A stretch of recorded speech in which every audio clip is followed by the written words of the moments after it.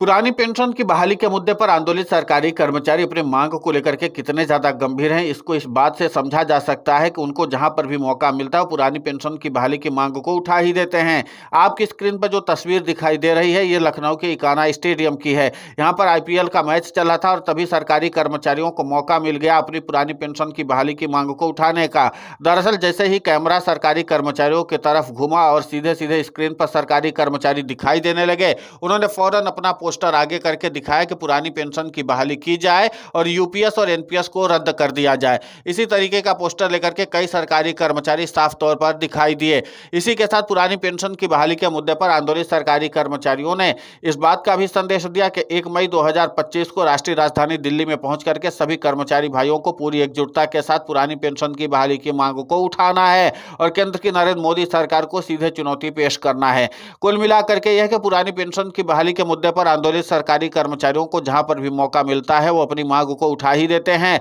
और इसको लेकर के सरकारी कर्मचारियों की गंभीरता को समझा जा सकता है। लेकिन इसी के साथ सरकारी कर्मचारी सिर्फ सड़कों पर ही अपना जन जागरूकता अभियान नहीं चला रहे बल्कि इस बात का संदेश देने की कोशिश कर रहे हैं कि वो सोशल मीडिया से लेकर के हर उस जगह पर मौजूद रहेंगे जहां से उनके संदेश को आम लोगों के बीच में फैलाया जा सके। इसीलिए लखनऊ के इकाना स्टेडियम में जब सरकारी कर्मचारियों को मौका मिला कि वो अपने पोस्टर को दिखा सकते हैं तो फिर सरकारी कर्मचारियों ने लगे हाथ पोस्टर दिखा भी दिया और इस बात का संदेश दिया कि पुरानी पेंशन की बहाली होनी चाहिए और यूपीएस और एनपीएस जो है उसको रद्द कर दिया जाना चाहिए। अब जिस तरीके से सरकारी कर्मचारी पुरानी पेंशन की बहाली के मुद्दे पर अपनी जागरूकता का परिचय दे रहे हैं, जाहिर सी बात है कि आने वाले समय में केंद्र की नरेंद्र मोदी सरकार के साथ साथ एनडीए के घटक दलों को भी इसका नुकसान उठाना पड़ सकता है। आपको बता दें कि एनएमओपीएस के राष्ट्रीय अध्यक्ष और अटेवा के प्रदेशाध्यक्ष विजय कुमार बंधु ने साफ तौर पर सरकारी कर्मचारियों से कह दिया है कि पुरानी पेंशन की बहाली के मुद्दे पर हमें जमीनी स्तर पर सबसे ज्यादा अपनी जागरूकता अभियान को मजबूती से चलाना है। लेकिन यहाँ पर तो सरकारी कर्मचारी जहां पर भी उनको मौका मिल जा रहा है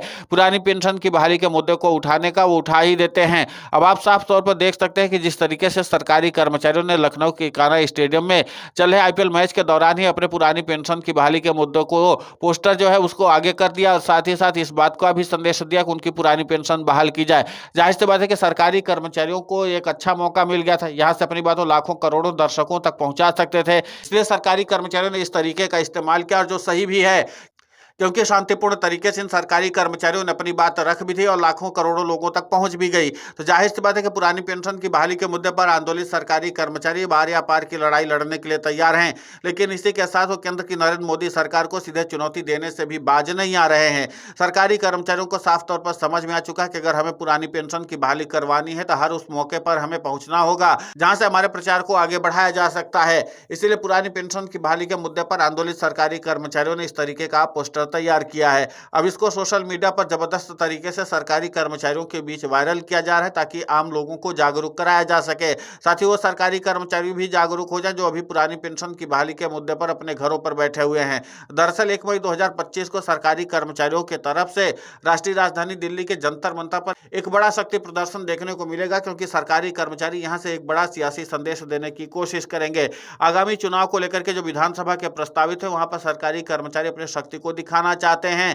कि ये सरकारी कर्मचारी आगामी विधानसभा चुनाव में किस तरीके से एनडीए और बीजेपी को दोनों को चुनौती पेश कर सकते हैं। इसीलिए सरकारी कर्मचारी भारी जागरूकता अभियान चला रहे हैं और लगातार देश के हर एक राज्य में इस तरीके का जागरूकता अभियान चलाया जा रहा है और हजारों हजार की तादाद में सरकारी कर्मचारी इस समय जमीन पर संघर्ष करते हुए दिखाई दे रहे हैं। इसका मतलब साफ है कि पुरानी पेंशन की बहाली के मुद्दे पर आंदोलित सरकारी कर्मचारी किसी भी हाल में कोई भी समझौता करने की स्थिति में नहीं है, बल्कि सरकारी कर्मचारियों ने बता दिया है कि यूपीएस और एनपीएस दोनों को रद्द करके सरकार को पुरानी पेंशन की बहाली करनी ही होगी। अगर आज नहीं करेगी सरकार तो आगे आने वाले समय में करना पड़ेगा, लेकिन ये तो है कि पुरानी पेंशन की बहाली सरकार को करनी ही पड़ेगी। और इसी के नाते से पुरानी पेंशन की बहाली के मुद्दे पर जो आंदोलित सरकारी कर्मचारी हैं उनको जैसे ही मौका मिल गया लखनऊ के इकाना स्टेडियम में अपने पोस्टर को दिखाने का, तो सरकारी कर्मचारियों ने पुरानी पेंशन की बहाली की मांग को रख दिया है। अब जाहिर सी बात है कि इस समय एनडीए के ऊपर भी भारी दबाव देखने को मिल रहा है क्योंकि पुरानी पेंशन की बहाली के मुद्दे पर आंदोलित सरकारी कर्मचारी व्यापक तौर पर अपनी रणनीति बना करके इस मामले को प्रचारित कर रहे हैं